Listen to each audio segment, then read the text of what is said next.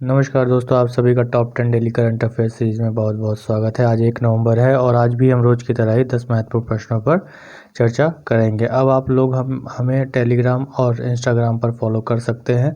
Telegram का ये link आपके सामने है, इस पर जाकर आप डेली करंट अफेयर से संबंधित PDF को डाउनलोड कर सकते हैं। और ये वीडियो आप लोग पूरी देखिए और आप वीडियो को अच्छी लगे तो लाइक, शेयर और सब्सक्राइब जरूर कीजिएगा। चलते हैं कल अंत में पूछे गए प्रश्न पर। तो कल अंत में जो प्रश्न पूछा गया था वह कुछ इस प्रकार था कि प्रसिद्ध मूर्तिकार राम बंजी सुतार, जिन्होंने स्टैचू ऑफ यूनिटी का डिजाइन तैयार किया, वह निम्न में से किस पुरस्कार से सम्मानित हैं? ऑप्शन से भारत रत्न, पद्म विभूषण, पद्म भूषण, पद्मश्री। तो राम बंजी सुतार पद्म भूषण और पद्मश्री इन दोनों ही पुरस्कार से सम्मानित हैं। पद्मश्री पुरस्कार उन्हें 1999 में प्राप्त हुआ था और पद्म भूषण पुरस्कार 2016 में प्राप्त हुआ था। यह भारत के प्रतिष्ठित नागरिक पुरस्कार हैं और इन पुरस्कारों का जो सीक्वेंस होता है, जो क्रम होता है, वह कुछ इसी प्रकार ही होता है कि सबसे पहले पद्मश्री दिया जाता है, फिर उसके बाद उत्कृष्ट कार्य करने के लिए पद्म भूषण, फिर पद्म विभूषण, फिर उसके बाद भारत रत्न प्रदान किया जाता है। तो चलते हैं अपने आज के अगले प्रश्न पर। पहला प्रश्न जो है आज का हमारा कि हाल ही में प्रधानमंत्री नरेंद्र मोदी ने किस स्थान पर आरोग्य वन का उद्घाटन किया? आरोग्य वन का उद्घाटन किया। ऑप्शन है केवड़िया, अहमदाबाद, गांधीनगर या इनमें से कोई नहीं। तो आंसर होगा इसका केवड़िया। अभी 30 अक्टूबर 2020 को PM नरेंद्र मोदी ने गुजरात के केवड़िया में आरोग्य वन का उद्घाटन किया और इस वन में सैकड़ों औषधीय पौधे हैं और यह औषधीय पौधों के उपयोग और महत्व के बारे में जानकारी प्रदान करता है। इसके साथ साथ अगर देखें तो प्रधानमंत्री ने सरदार पटेल प्राणी उद्यान का भी उद्घाटन यहाँ पर किया और यह केवड़िया में जंगल सफारी के रूप में जाना जाता है। जो सरदार पटेल प्राणी उद्यान है वो केवड़िया में जंगल सफारी के नाम से जाना जाता है। और इसके साथ ही केवड़िया में एकता मॉल का भी उद्घाटन प्रधानमंत्री नरेंद्र मोदी जी द्वारा किया गया। तो चलते हैं आज के अपने अगले प्रश्न पर। दूसरा प्रश्न है आज का हमारा कि महिला सुरक्षा के लिए रेलवे सुरक्षा बल ने किस पहल की शुरुआत की है? महिला सुरक्षा के लिए रेलवे सुरक्षा बल ने किस पहल की शुरुआत की है? तो ऑप्शन है हमारे पास महिला मित्र, मेरी सहेली, महिला सुरक्षा, रेलवे अभिमान या इनमें से कोई नहीं। तो इसका आंसर होगा मेरी सहेली। रेलवे सुरक्षा बल ने हाल ही में मेरी सहेली पहल की शुरुआत की और यह पहल ट्रेन में यात्रा करने वाली महिला यात्रियों को सुरक्षा प्रदान करेगी और इसका एक पायलट प्रोजेक्ट पहले ही सितंबर 2020 में दक्षिण पूर्वी रेलवे में एक पायलट प्रोजेक्ट के रूप में से चलाया जा चुका है। तो अभी तक जिन लोगों ने हमारे चैनल को सब्सक्राइब नहीं किया है वो सब्सक्राइब जरूर करें और शेयर भी करें ज़्यादा से ज़्यादा और बेल आइकन को जरूर दबाएं ताकि नोटिफिकेशन आप तक पहले पहुंच सके। तो चलते हैं अपने अगले प्रश्न पर। अगला प्रश्न है हमारा पब्लिक अफेयर्स इंडेक्स 2020 के अनुसार, पब्लिक अफेयर्स इंडेक्स 2020 के अनुसार किस राज्य का सबसे अच्छा प्रशासित राज्य है? किस राज्य का सबसे अच्छा प्रशासित राज्य है, यानी कौन सा राज्य सबसे अच्छा प्रशासित राज्य बना, यानी कि जहाँ पे कानून व्यवस्था अच्छे से है और सभी नियम अच्छे से प्रशासित हो रहे हैं, वह कौन सा राज्य बना? ऑप्शन है उत्तर प्रदेश, तमिलनाडु, केरल, कर्नाटक। तो इसका आंसर होगा केरला। ये सूचकांक एक गैर लाभकारी संगठन जिसका नाम है पब्लिक अफेयर्स सेंटर, उसके द्वारा जारी की जाती है और इस सूचकांक के अनुसार केरल राज्य का केरल जो है वो राज्य भारत का सबसे अच्छा प्रशासित राज्य है, जबकि उत्तर प्रदेश को सबसे खराब प्रशासित राज्यों का दर्जा प्राप्त हुआ है। और ये रिपोर्ट भारतीय अंतरिक्ष अनुसंधान संगठन के पूर्व अध्यक्ष कस्तूरी रंगन की अध्यक्षता में वाली समिति द्वारा जारी की गई।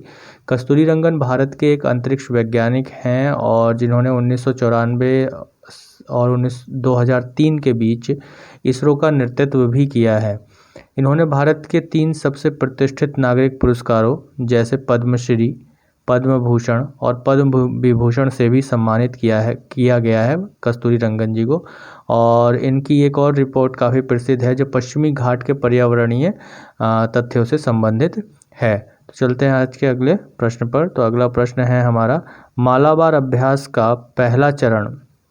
मालाबार अभ्यास का पहला चरण 3 नवंबर 2020 से 6 नवंबर 2020 के बीच बंगाल की खाड़ी में आयोजित किया जाएगा। निम्न में से कौन सा देश इस अभ्यास में भाग नहीं लेगा?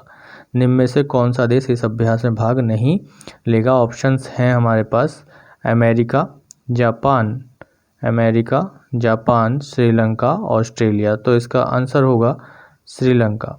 श्रीलंका इसमें हिस्सा नहीं लेगा क्योंकि ये जो अभ्यास है वो भारत, जापान, अमेरिका और ऑस्ट्रेलिया की नौसेनाएं इसमें भाग लेंगी, यानी कि जो क्वाड देश हैं उनकी नौसेनाएं इसमें भाग लेंगी मालाबार युद्ध अभ्यास में। और इसका दूसरा चरण 17 नवंबर 2020 और 20 नवंबर 2020 के बीच आयोजित किया जाएगा। और ये अभ्यास 1992 में 1992 में भारत और अमेरिका के बीच हिंद महासागर में शुरू किया गया था पहली बार।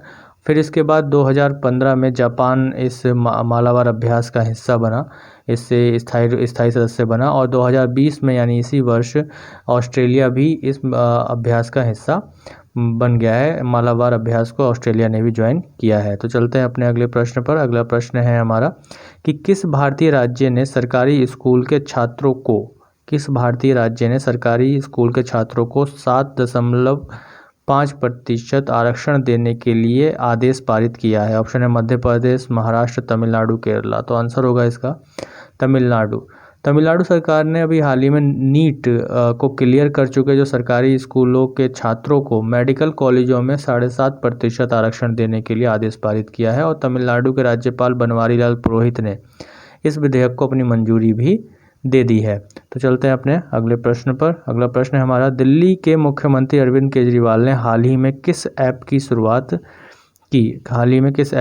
ऑप्शन है orange Delhi app, green Delhi app, blue Delhi app या फिर येलो दिल्ली ऐप। तो इसका आंसर होगा green Delhi app. Green Delhi app का इस्तेमाल करके लोग जो है कचरा जलाने या औद्योगिक प्रदूषण, धूल की शिकायतों से संबंधित जो जानकारी है वो इस ऐप के माध्यम से सरकार को करा सकती है। और जो भी शिकायतें हैं जो पर्यावरणीय मुद्दों से जुड़ी हुई हैं उनकी वीडियो रिकॉर्डिंग कर भी सरकार तक पहुंचा सकती है। तो चलते हैं अपने अगले प्रश्न पर। अगला प्रश्न है हमारा हाल ही में किसने जूट के खेती और उत्पादन को बढ़ावा देने के लिए कल्याणकारी योजना की घोषणा की? ऑप्शन है नीति आयोग, योजना आयोग, केंद्र सरकार, उच्चतम न्यायालय। तो इसका आंसर होगा केंद्र सरकार। केंद्र सरकार ने हाल ही में किसानों के प्रोत्साहन के लिए और जूट के खेती और उत्पादन को बढ़ावा देने के लिए कल्याणकारी योजना की घोषणा की। कौन सी योजना की? कल्याणकारी योजना की घोषणा की है। इसके साथ ही फूड पैकेजिंग के लिए भी जूट के बैग और बोरे के इस्तेमाल को भी अनिवार्य किया गया है। तो चलते हैं अपने अगले प्रश्न पर। अगला प्रश्न है हमारा आत्मनिर्भर भारत के तहत किसने इंटरनेट के लिए सुरक्षित अनुप्रयोग का शुभारंभ किया? ऑप्शन है यहाँ पर नीति आयोग, भारतीय सेना, केंद्र सरकार, रेल मंत्रालय। तो इसका आंसर होगा भारतीय सेना। अभी भारतीय सेना ने आत्मनिर्भर भारत के तहत इंटरनेट के लिए सुरक्षित अनुप्रयोग का शुभारंभ किया। और ये एंड्रॉयड ऐप्स के थ्रू जो भी एंड्रॉयड प्ले स्टोर्स के थ्रू जो भी ऐप डाउनलोड होते हैं उसकी सुरक्षा से संबंधित ये सॉफ्टवेयर काम करता है। तो चलते हैं अपने अगले प्रश्न पर। अगला प्रश्न है विश्व की पहली साइंटून आधारित पुस्तक बाय बाय कोरोना का किस राज्य की राज्यपाल ने विमोचन किया? ऑप्शन है महाराष्ट्र, उत्तर प्रदेश, उत्तराखंड, दिल्ली। तो इसका आंसर होगा उत्तर प्रदेश। ये विश्व की पहली साइंटून आधारित पुस्तक है बाय बाय कोरोना और उत्तर प्रदेश की राज्यपाल आनंदीबेन पटेल ने इसका विमोचन किया है। साइंटून आधारित पुस्तक का मतलब होता है कि साइंस पर आधारित कार्टून से संबंधित पुस्तक ये है। तो चलते हैं अपने अगले प्रश्न पर। अगला प्रश्न है हमारा कि भारतीय क्रिकेट का कौन सा गेंदबाज ओवरऑल T20 में 200 से अधिक विकेट लेने वाला पहला भारतीय गेंदबाज बना? ऑप्शन है हमारे पास भुवनेश्वर कुमार, जसप्रीत बुमराह, मोहम्मद शमी, RP सिंह। तो इसका आंसर होगा जसप्रीत बुमराह। जसप्रीत बुमराह गेंदबाज बन गए हैं ओवरऑल T20 में 200 से अधिक विकेट लेने वाले पहले भारतीय गेंदबाज बन गए हैं। और इन्होंने IPL में बेंगलुरु के खिलाफ 3 विकेट लेकर यह रिकॉर्ड अपने नाम किया है। तो ये थे आज के हमारे 10 महत्वपूर्ण प्रश्न। अब चलते हैं जो हमारा अंत में पूछा जाने वाला प्रश्न होता है। तो अंत में पूछा जाने वाला प्रश्न है हमारा कि हाल ही में पाकिस्तान को FATF ने ग्रीन लिस्ट में रखा FATF का मुख्यालय कहाँ स्थित है? ऑप्शन है आपके पास जेनेवा, न्यूयॉर्क, पेरिस, नई दिल्ली। तो इसका आंसर आप सभी को कमेंट बॉक्स में देना है। आप लोगों को वीडियो अच्छी लगी हो तो लाइक, शेयर और सब्सक्राइब जरूर करें, ज़्यादा से ज़्यादा शेयर करें, लाइक करें। और इस वीडियो से संबंधित जो PDF है आपको हमारे टेलीग्राम चैनल पर उपलब्ध हो जाएगी। धन्यवाद।